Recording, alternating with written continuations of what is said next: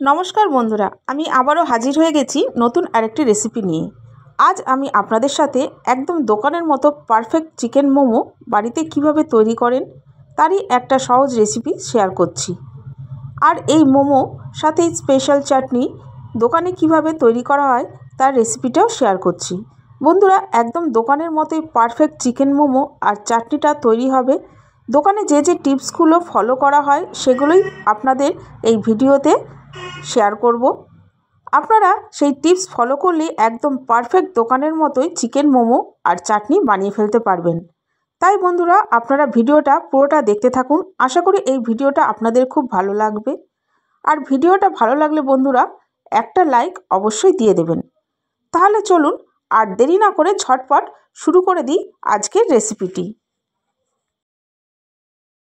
বন্ধুরা প্রথমেই আমি চিকেন মোমোর ভেতরে চিকেনের পুরটা তৈরি করে নেব। তার জন্য আমি 300 গ্রাম চিকেন একদম কিমা করে নিয়েছি।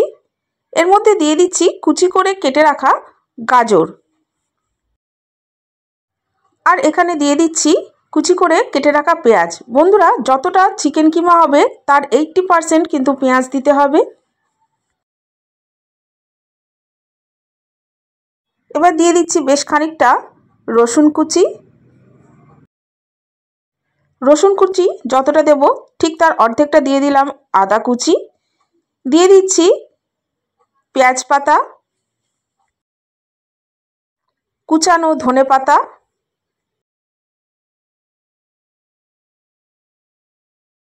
ঝাল অনুযায়ী কুচানো কাঁচা লঙ্কা, দিয়ে দেব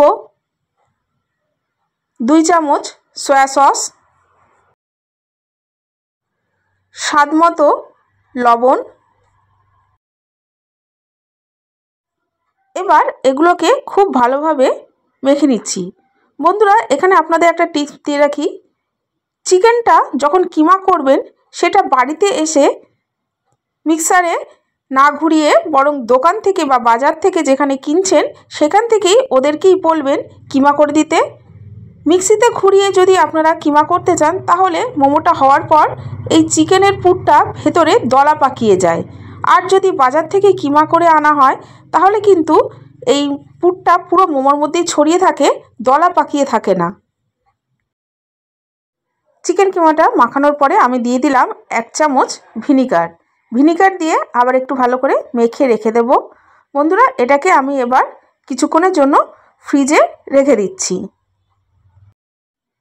বন্ধুরা এইখানে একটা কথা বলে রাখি, আজকে আমার ভিডিওটি দেখতে যদি কোনো নতুন বন্ধু এসে থাকেন তাহলে অবশ্যই আমার চ্যানেলটিকে সাবস্ক্রাইব করে দেবেন। পাশে থাকা বেল বাটনের অল অপশন প্রেস করে দেবেন যাতে আমার ভিডিওটি আপলোড হওয়া মাত্রই সবার প্রথমে আপনাদের সামনে চলে আসে। এবার মোমোটা তৈরি করে নেব। তার জন্য আমি নিয়ে নিলাম 1 কাপ ময়দা, দিয়ে দিলাম সামান্য লবণ, আর দিয়ে দেব 2 চামচ রান্নার তেল। এবার এই তেল, লবণ আর ময়দাটাকে খুব ভালোভাবে মিশিয়ে নিচ্ছি। এবারে অল্প অল্প করে জল দিয়ে একটা শক্ত ডো তৈরি করে নেব। বন্ধুরা এখানে আমি 2 নম্বর টিপসটা দিয়ে দিচ্ছি, মোমোর ডোটা কিন্তু একদম নরম করবেন না, একটু শক্ত করে মাখবেন। আর যদি ডোটা নরম হয়ে যায় তাহলে কিন্তু মোমোর শেপটা একদমই আসবে না দোকানের মতো। দেখুন আমি কিন্তু একেবারে জল না দিয়ে অল্প অল্প করে জল দিয়ে আমি ডোটা তৈরি করে নিচ্ছি।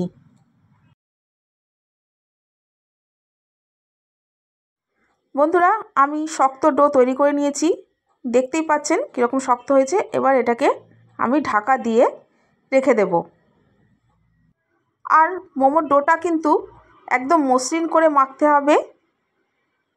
এবার ঢাকা দিয়ে রেখে দিচ্ছি। এবারে মোমোর জন্য একদম দোকানের মতো ঝাল চাটনি তৈরি করে নেব। তার জন্য কড়াইতে তেল গরম করে নিয়েছি। তেলের মধ্যে দিয়ে দিলাম 8-9টা কোয়া রসুন, দিয়ে দিলাম 2টো শুকনো লঙ্কা। এবার এগুলোকে অল্প ফ্রাই করে নিচ্ছি।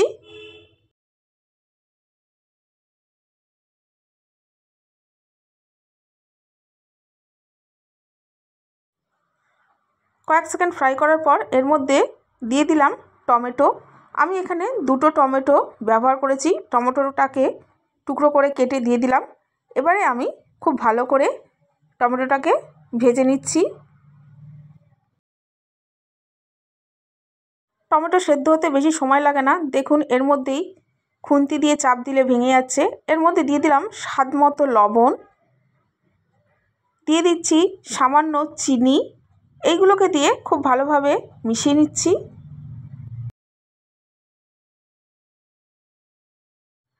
এবার এর মধ্যে দিয়ে দিচ্ছি ছোটো চামচের হাফ চামচ গোলমরিচের গুঁড়ো, শুকনো লঙ্কার গুঁড়ো মানে ঝাল গুঁড়ো।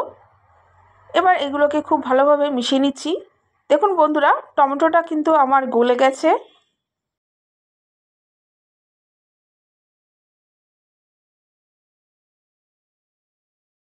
এবার চাটনিটা একটু টকের জন্য দিয়ে দিলাম 1 চামচ ভিনিগার, আর দিয়ে দিচ্ছি 1 চামচ সয়া সস।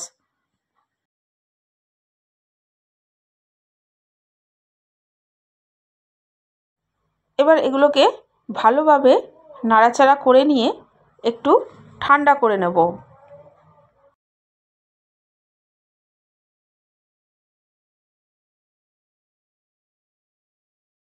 বন্ধুরা, এটা আমার ঠান্ডা হয়ে গেছে।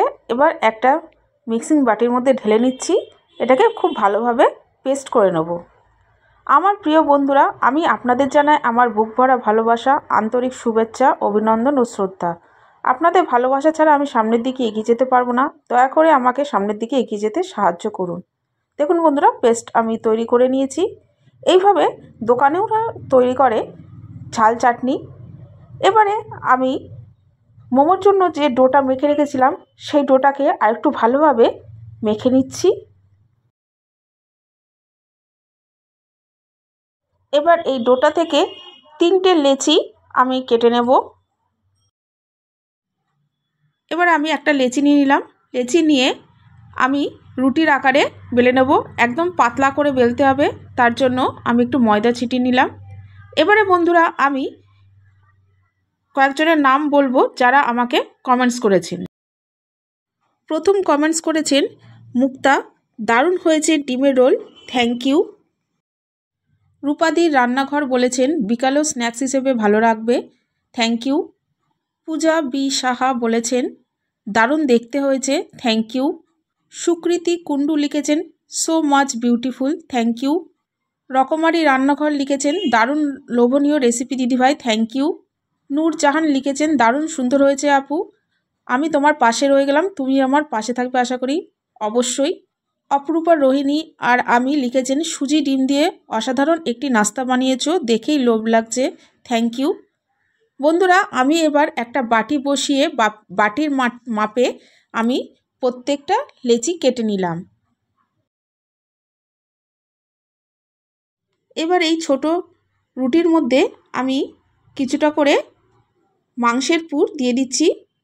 এই পুরটা খুব বেশিও দেবেন না, আবার খুব অল্পও দেবেন না। তারপরে দেখুন আমি হাত দিয়ে কিভাবে আস্তে আস্তে এটাকে মুড়ে দিচ্ছি। আমি ময়দার ডোটাকে শক্ত করে মেখেছিলাম বলে দেখুন আমি যেরকম শেপ চাইবো সেরকম শেপই দিতে পারবো, নরম হলে কিন্তু এইটা হতো না। আর বন্ধুরা, এই মোমো আর ঝাল চাটনির রেসিপিটি আপনাদের কেমন লাগলো সেটা অবশ্যই কমেন্টস বক্সে কমেন্টস করে জানাবেন। দেখুন কি সুন্দর ঘটির মতো হয়ে গেল। এবার আমি হাত দিয়ে আস্তে আস্তে মুখটাকে বন্ধ করে দেবো। ঠিক উল্টো দিকে ঘুরিয়ে ঘুরিয়ে আমি মুখটা লক করে দিচ্ছি যাতে মুখটা ভাপানোর সময় খুলে না যায়। এইভাবে আমি প্রত্যেকটা মোমো তৈরি করে নেব। এবার মোমোগুলোকে আমি ভাপিয়ে নেব। তার জন্য একটা ঝাঁঝরি থালার মধ্যে আমি একটু তেল ব্রাশ করে নিচ্ছি। তেল ব্রাশ না করলে কিন্তু মোমোগুলো তলায় লেগে যাবে। এবার একটা পাত্রের মধ্যে জল নিয়ে আমি এই ঝাঁঝরি থালাটা বসিয়ে দিলাম। এবার এর মধ্যে আমি একটা একটা করে মোমো দিয়ে দিচ্ছি। বন্ধুরা, এই মোমোগুলোকে আমি 15 মিনিট পর্যন্ত ভাপিয়ে নেব। খুব বেশি হলে 20 মিনিট পর্যন্ত ভাপাতে হবে, তার মধ্যেই কিন্তু মোমোগুলো হয়ে যাবে। আর একটু ফাঁকা ফাঁকা করে দেবেন, কারণ মোমোগুলো একটু ফুলেও যাবে। এবার বন্ধুরা, আমি এই ফুটোর মুখটা কাগজ দিয়ে বন্ধ করে দিলাম। 15 মিনিট পর আমার মোমোগুলো হয়ে গেছে। এইভাবে বন্ধুরা বাড়িতে মোমো বানিয়ে খান আর শীতের সন্ধ্যাবেলাকে খুব ভালোভাবে উপভোগ করুন। তাহলে বন্ধুরা আজকে আসি, আবার দেখা হবে নেক্সট এপিসোডে নতুন কোনো রেসিপির সাথে। ততক্ষণ ভালো থাকবেন, সুস্থ থাকবেন।